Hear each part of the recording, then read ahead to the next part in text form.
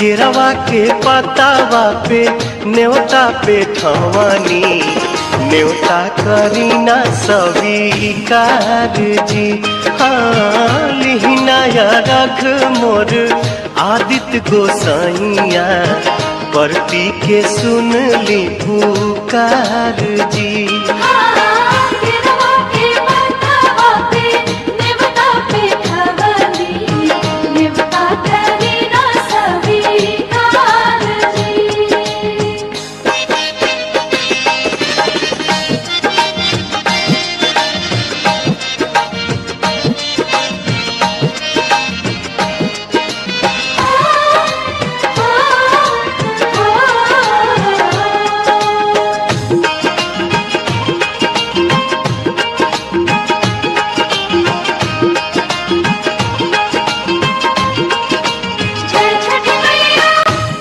हम अरघ दुनो बेरा आदित तोहे सझिया फजीरे।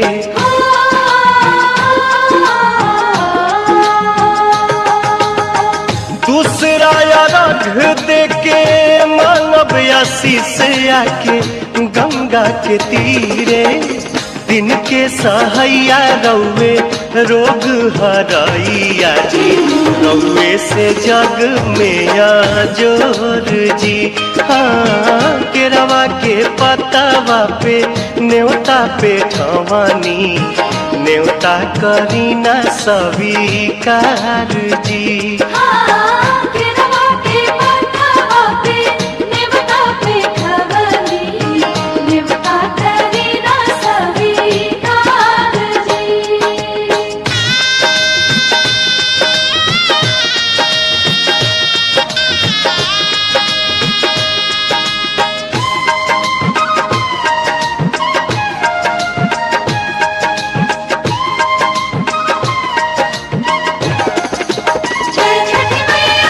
नजरी के कोर से करिले अजोर जग रौवे से जागेला।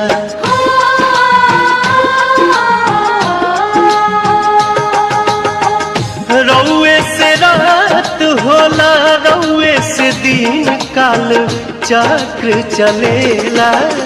हर साल करब बरत आई छठी घटिया हमनी पकड़ब उपकार जी।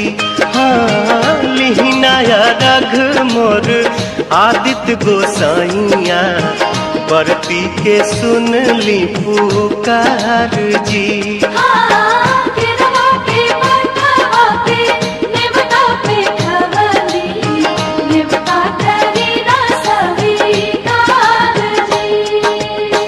केरवा के पतावा पे न्योता पे ठवानी न्योता करीना स्वीकार जी। हाँ लिहिनाया रघ मोर आदित्य गोसाइया परती के सुन ली पुकार जी।